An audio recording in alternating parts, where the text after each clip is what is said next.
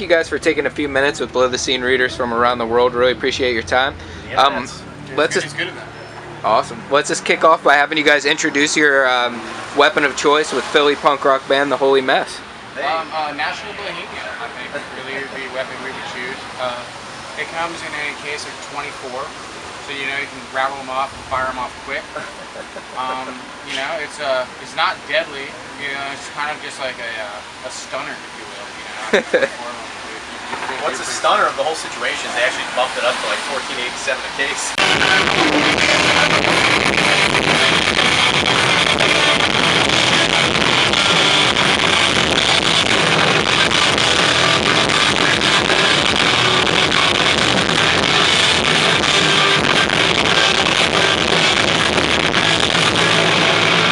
They raised it on us. Dude, they raised the bar. Well, they didn't raise the bar. They just changed. You know what they did? They changed the fucking packaging. Lion's Head did this to us once before. We used to live in the Poconos, and Lion's Head was like the shittiest crummiest beer you could get, like in recycled bottles even. Like you would get a bottle, you could peel off the label and it'd be like a Budweiser bottle underneath. And $10 a case for bottles is not a bad idea. Opening performance was Strung Out here tonight. How did this bill work itself out? Like, are you guys Strung Out fans?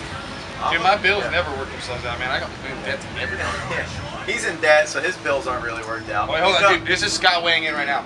Guys, I've got all my guitars, got to roll. I have $1,000 worth of restoration guitars in the car.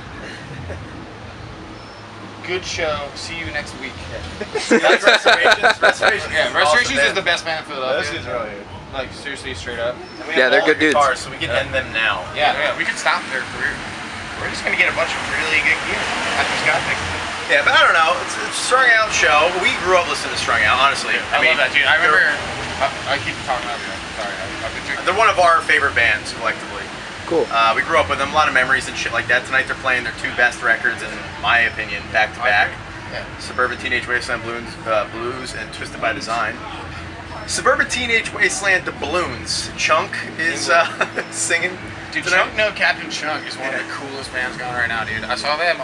I tried to see them on the Warped Tour, and they're seriously, dude. That band, they really actually suck. But they mix every fucking genre.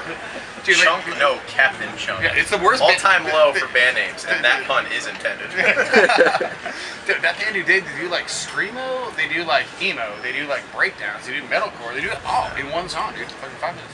Crab dancing, dude. Crabcore, dude. Crabcore is the new Sanson. punk, I think. Yeah, I don't know. The show was coming through Philly, and we heard about it, and we asked the R5 squad if we could play it. And they obliged, and we're here tonight.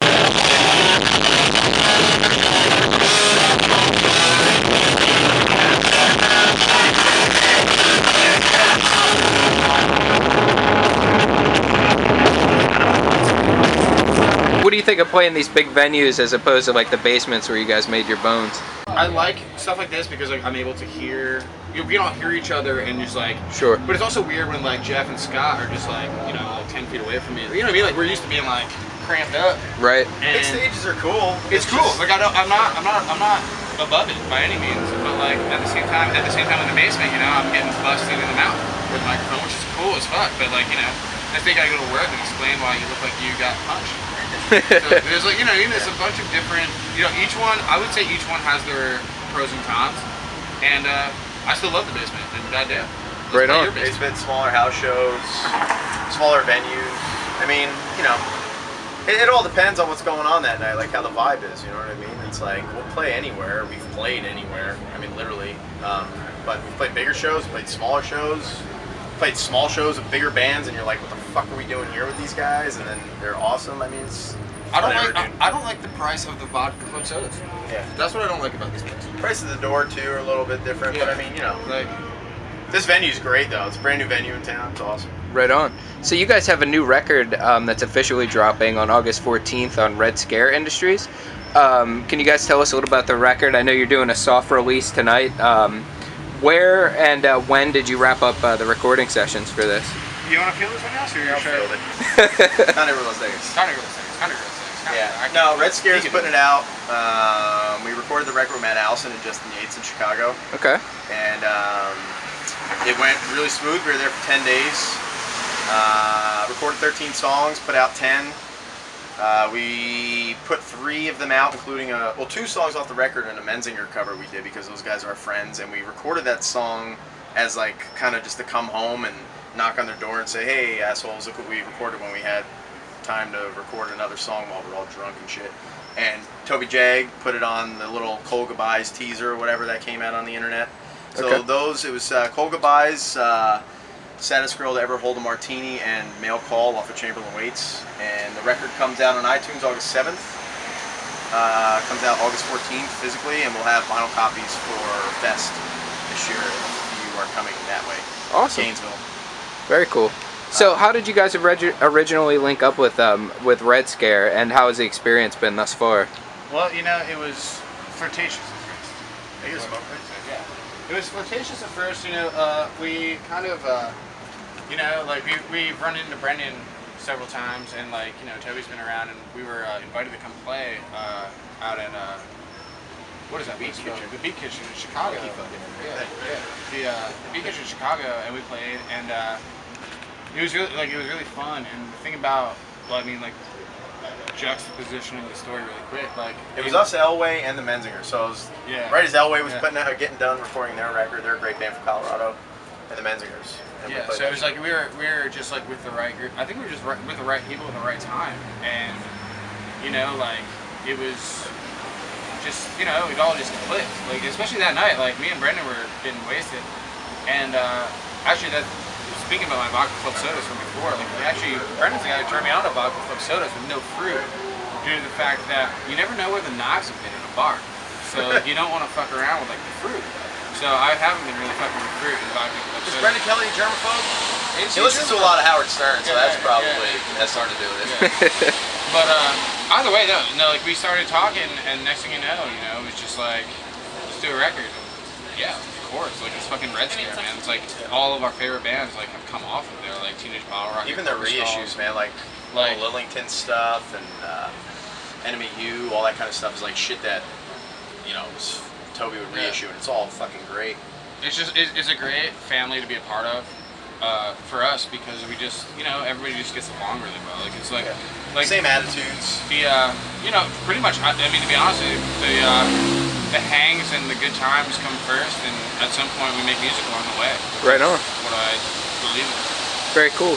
So, could you tell us a little bit about like the lyrical motifs like fans will find on the record? Did you guys keep like any prevailing themes throughout, or did you tackle each song as its own individual kind of entity? That's a very pointed question. I mean, in the fact, a lot of the songs stem from the fact I went through a divorce. Well, I'm actually still going through a divorce, but my wife left me last year, and a lot of the songs were like pretty much about the decomposition of a relationship that was built over a fair amount of time, and like just like, but like almost in a third person way of like, as though even though it was my own life being affected, I wrote from a standpoint of just watching it happen as opposed to being involved in it. And most of the songs deal with that like overall theme. The first song, My Boring 90s, is pretty much like I've been saying, like it's kind of like the thesis statement of the record, because it's pretty much tells the whole story without telling the whole story, you know, it leaves some stuff open. But yeah, a lot of it, like, I mean, I would say it's very uplifting music with very depressing lyrics.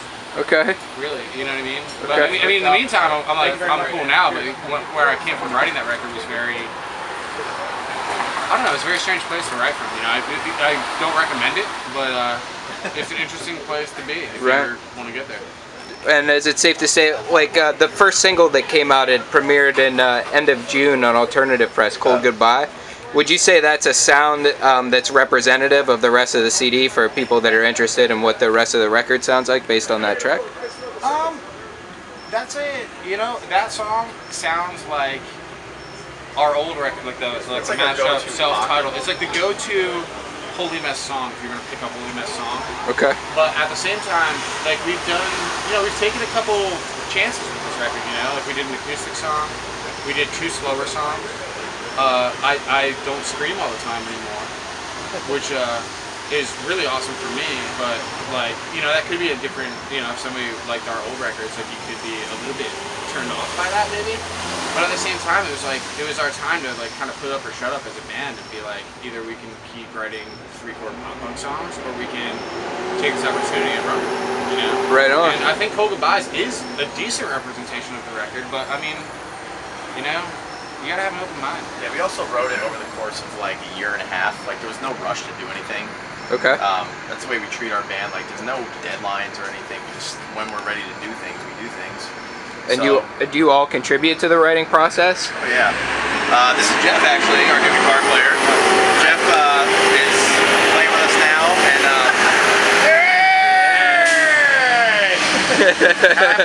the trash truck driver. Yeah. That's a new piece of trash in this. Jeff, you missed his pickup. Bundle. Yep. Here's my ride. Oscar the Jeff. But yeah, you know, like we all kind of write songs. It all comes to the table. We all kind of figure it out. You know what I mean? Cool. Yeah, so we're definitely gonna do some shit in the fall and record some more songs that Jeff has input on as well. It's a fucking democracy, man. You know, like, you know, if it's rad, we'll fucking sort it out and play it. You know. So what does the Holy Mess have lined up for the rest of 2012 as we head into 2013? What do you guys have on the plate as far as tours, more writing, any new releases? What's happening? I think the first thing we're gonna do, following hanging out with you and talking to you, we're probably gonna go back into the bar and have a few drinks. But as far as anything solid set in stone, I mean, Fest this year is lining up to be probably one of the raddest fests, and I'm really stoked because we're touring down with Elway, like our good buddies from Colorado. Oh, cool. And also Captain We're Sinking is on that like leg as well. So we have like our good buddies from Colorado and like our best friends from Philadelphia coming down with us. So like that is like looking like probably a cool couple days in the van, like hanging out. As far as other than that, I mean, we're not actively. I wouldn't say we're actively pursuing anything, but we're not unactively pursuing anything. We're taking it in stride, really. Right on. Yeah, if we get tour offers, we'll take them. You know what I mean?